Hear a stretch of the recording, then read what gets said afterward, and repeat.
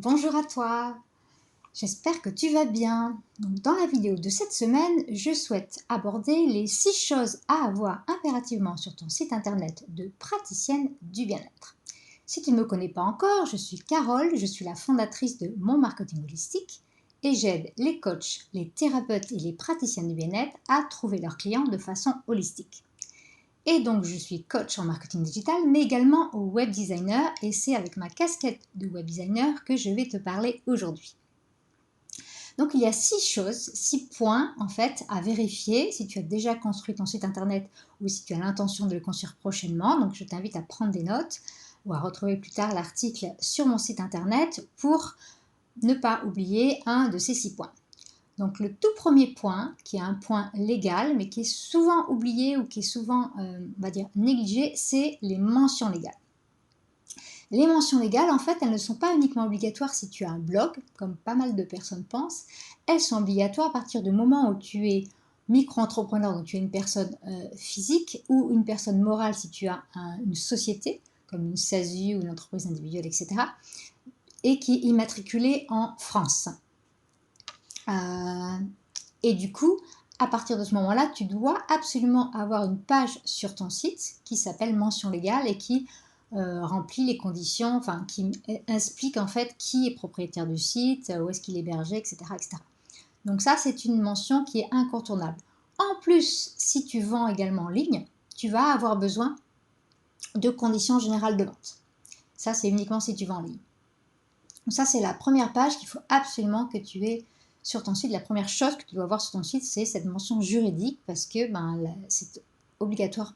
La CNIL ou quelqu'un peut te mettre une amende ou se plaindre parce qu'on doit savoir en fait à qui on s'adresse, qui est le propriétaire du site. C'est une obligation légale en France. Je pense qu'en Belgique, c'est probablement la même chose, mais je ne m'avancerai pas, je parle en tout cas pour la France. La deuxième chose à avoir sur ton site, c'est ce que j'appelle ta phrase magique. Ta phrase magique, c'est la phrase qui te permet en quelques secondes, en tout cas en une seule phrase, de présenter qui tu es, qui tu aides et comment tu les aides. C'est par exemple la phrase avec laquelle j'ai commencé cette vidéo, si tu t'en souviens.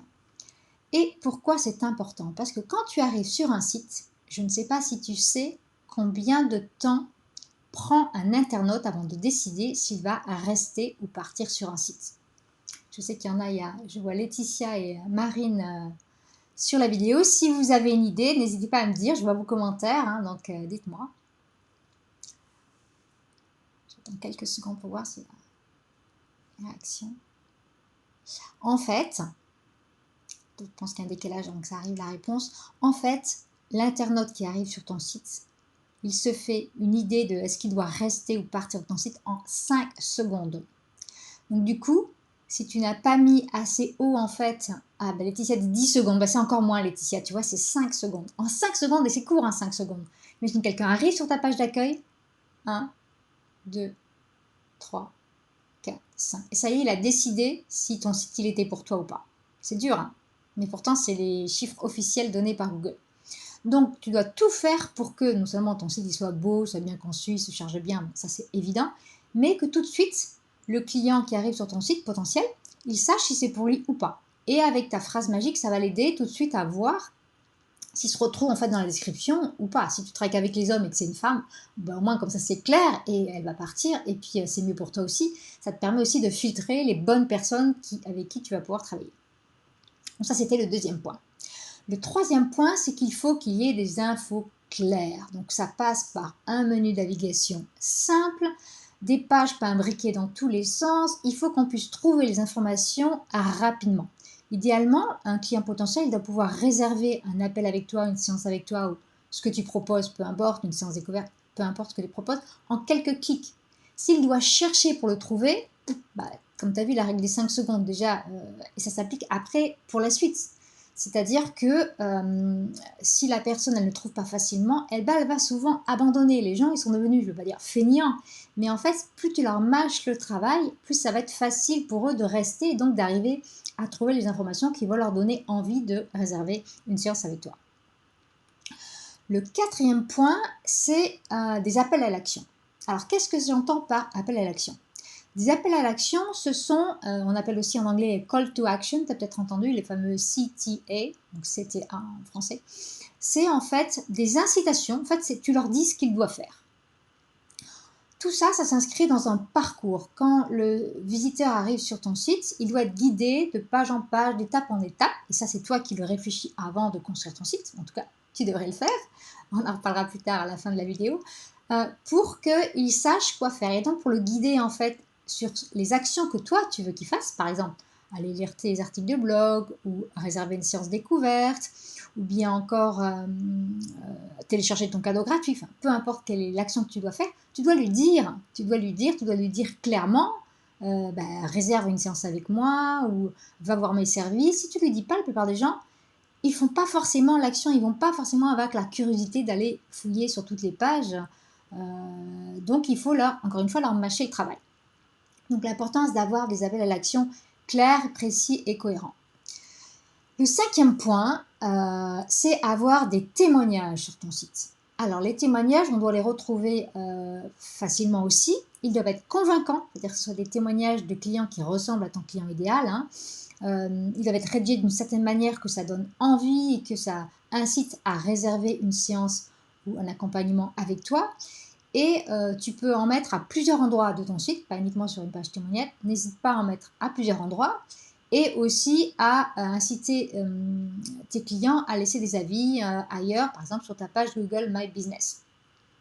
Donc c'est un point que les clients potentiels regardent toujours, c'est est-ce qu'il y a des témoignages sur ton site et est-ce que ces témoignages-là les convainquent. Ça va inspirer une relation de confiance avec ton client potentiel, ça va le rassurer surtout, ça c'est très important, et ça va aussi lui montrer ton expertise. Quand même, tu es un thérapeute spécialisé dans quelque chose et une problématique particulière, il faut qu'il le retrouve dans les témoignages et que ça lui donne envie, que ça le rassure pour décrocher son téléphone, prendre rendez-vous avec toi.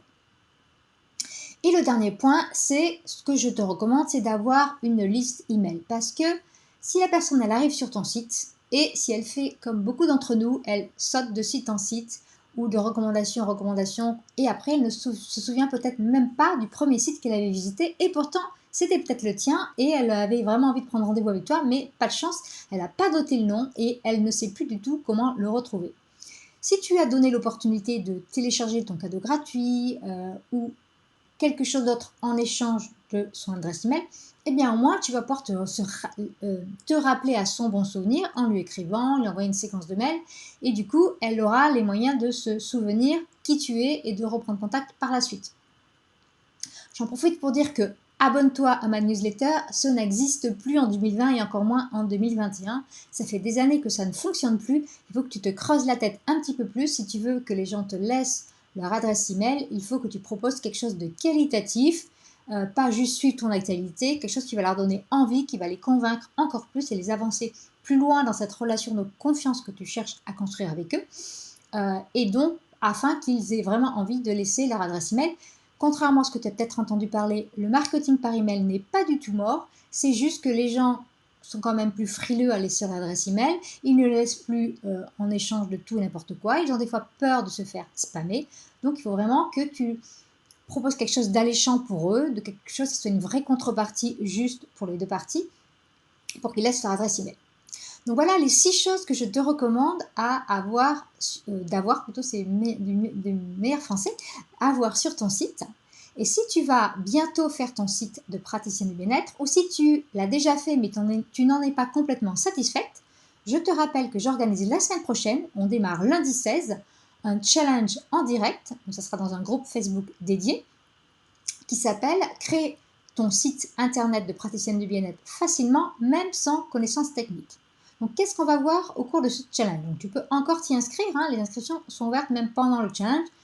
Ceci dit, il y a des vidéos tous les jours, donc je t'invite à t'inscrire dès aujourd'hui pour ne pas rater déjà les premières vidéos.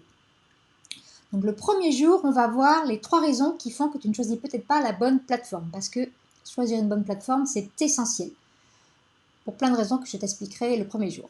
Le deuxième jour, je vais te donner l'un secret du web designer pour créer un site qui attire les clients. Le troisième jour, je vais te donner les 5 pages qu'il faut absolument que tu aies sur ton site. Le 4e jour, je vais te montrer, donc avec des exemples très concrets de vrais sites, les 6 erreurs à absolument éviter sur ton site si tu ne veux pas que ton site ait un look amateur, mais au contraire que tu veux tu donnes cette image professionnelle qui va concourir à t'aider à trouver des clients. Et enfin, le dernier jour, je vais te dévoiler ma méthode pour gagner du temps et créer facilement en quelques jours ton site de praticienne du bien-être. Même si tu n'y connais rien en technique, je t'assure qu'il y a une possibilité. Donc pour t'y inscrire, décidément j'ai du mal à parler aujourd'hui, tu peux soit regarder le lien que je vais mettre sous cette vidéo, soit aller sur mon site monmarketingholistique.com/challenge et t'y inscrire. Et du coup, tu recevras le lien d'inscription pour rejoindre le groupe Facebook éphémère dans lequel auront lieu les vidéos toute la semaine prochaine, donc le long de ce challenge, donc du 16 au 22 novembre. Donc j'espère te rejoindre, avoir l'occasion de discuter avec toi en direct la semaine prochaine. Et sinon, dans tous les cas, je te dis à très bientôt.